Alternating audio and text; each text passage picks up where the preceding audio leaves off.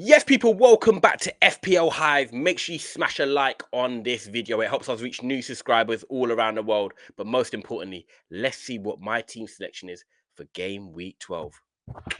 So as we go into my defense and goalkeeper for the game week 12, the Prem is back. I've got Sanchez in goal. I'm definitely going to start with Sanchez because they've got Burnley away, and I'm hoping that Chelsea can come back and return with a clean sheet. Now, look, if Burnley were playing away from home at Stamford Bridge, I'll be very confident. I think Burnley could score, but Chelsea still win tomorrow. But I'm hoping that, with Badia Shield back, Fofana back and finding a bit of form, that Chelsea can get me the clean sheets. I think if you've got Sanchez in goal, people, start him. You then go on to the defence. Yes, Constance got a bit of a calf injury at the moment. I expect him to be fit for the game against Leeds because he withdrew from international duty for the second game. Constance is needed. He's imperative to Aston Villa's black line. Yes, there might be Tyrone Mings. Yes, there might be Pau Torres and other players, but he is the lock-in at the back. So I'm going to keep Constance in and hope that he can do something for me against Leeds. Now we've got Jurriën Timber, as we can see, starting a lock. If you haven't got an Arsenal defender, the big question is why. And with the Gabriel situation now, it makes it even more imperative that I had that second defender in Timber because now he can stay in and start. And I don't have to make a transfer to try and accommodate an Arsenal player with Gabriel out. But that leads me on to Gabriel, centre of the pitch. At the moment, he is starting. But as you know, guys, by tomorrow's deadline, he won't be starting. And that is why I'm taking you through my transfer strategy now, because it's either Munoz or Van Dijk. And I'll give you the upside of both. With Munoz, you're looking at the fixtures. They've got Wolves away, then they've got United at home, and then they've got a fixture after that. I believe it is Burnley off the top of my head. There are three fixtures when you look at, especially Wolves and Burnley, where he could get attacking returns. He could get a clean sheet.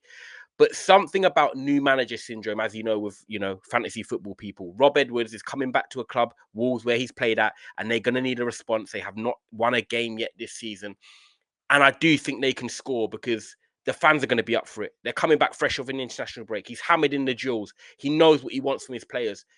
Can Palace keep a clean sheet? Yes, it's definitely possible. Could Munoz get returns? Definitely possible. But I just don't know about that conceding part. Then you look at Van Dijk and you look at, Liverpool Football Club. They need a win. They need to start chasing down Arsenal. Arsenal have got a North London derby. Van Dijk there. You've got Szoboszlai going to play right back as Conor Bradley's out. You've got Kirkes or Robertson at left back. Konate there. But you're looking at Van Dijk and you're looking at a Forest team that are struggling to score a lot of goals at the moment. Sean Dyche is finding his way, but it's not like, wow, there's big changes. Will Forest have the capabilities of scoring against Liverpool? The way Liverpool have played this season, there's definitely a possibility. But I think if you're going to look at a game where Liverpool could keep a clean sheet, it's this type of game with Nottingham Forest at home. So I'm really tossing and turning because I think both are pros, but I don't know. And look, I've got wildcard left, people. So I'm potentially looking at a game week wildcard in 13. So it's a 1 week punt because whoever I don't have, I could then get next week. And this is something you're just going to have to wait and see when a team selection comes out. And then you look at the videos next week and I see who I picked, because right now I don't know. But you can help me decide in the comments. And that is my defense and goalkeeper for game week 12. And now into midfield for game week 12, and I've got Ismaila Sarr. Now, if anyone saw the game against Brighton before the international break, we were so unlucky. He had two big chances, a moment where he could have squared it for a simple assist, and it just was not falling for Ismaila Sarr. But what I love is that he's always in dangerous areas. He's always getting in positions where he can score or assist. And I think this game against Wolves will give him another opportunity to do something in the final third alongside Jean-Philippe Mateta. Now, look, if you've got Mateta, you don't need Sarr. If you've got Sarr, I don't think you need Mateta. I don't think you want to own both, but there's going to be games where one outscores the other. And I'm going to go with Sarr because he's that midfielder pick and you get more returns if he does score. And I do think he gets in forward areas, just like Jean-Philippe Mateta as well. So hopefully Sarr can return. Saka, I've kept him in for this week. I am slightly concerned about Arsenal and going forward in terms of their goals at the moment. But with, Saka in that team on set pieces alongside Declan Rice, being guaranteed at least 75 plus minutes, captain of the team at the moment with Odegaard not there, Saka is going to be imperative for Arsenal if they are going to get a result against Tottenham. So I'm hoping that leads to points. And with a home fixture, I think it'll be silly to take him out in a North London derby, especially as he's on penalties as well.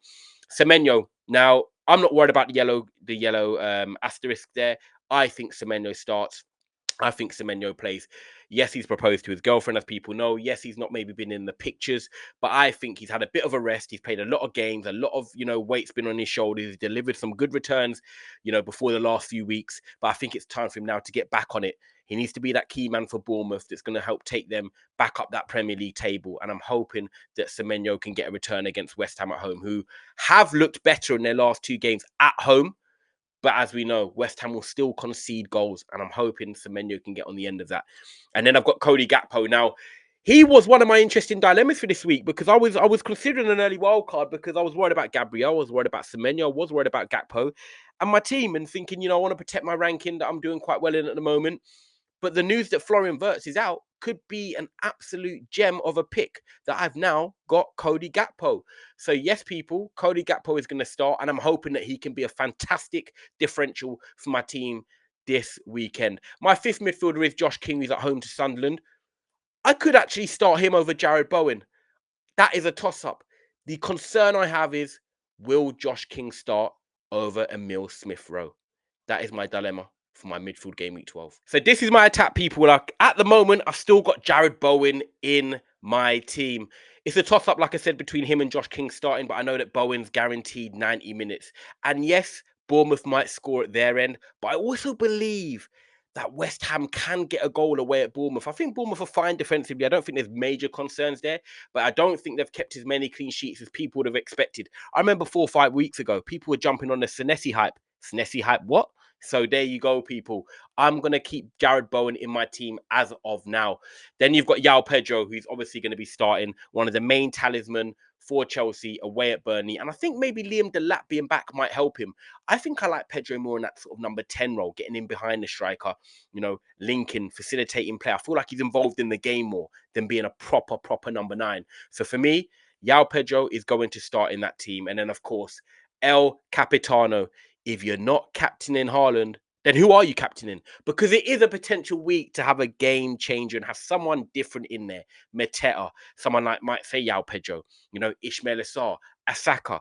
There are options out there for you. A Brian Mbumo Monday night. But I'm going to go with the proven and the killer of Erling Haaland. At the moment, a man in form, a man possessed. And if Man City are to challenge, Arsenal for this Premier League crown, they need to keep this guy fit and this guy needs to carry on scoring. So Erling Haaland is my captain. On the bench at the moment, I've got Nico Williams, Joshua King, and a Steve for Burnley. I am expected to make at least one transfer with Gabriel coming out for either Munoz or Van Dijk. But guys, make sure you like this video. Make sure you subscribe.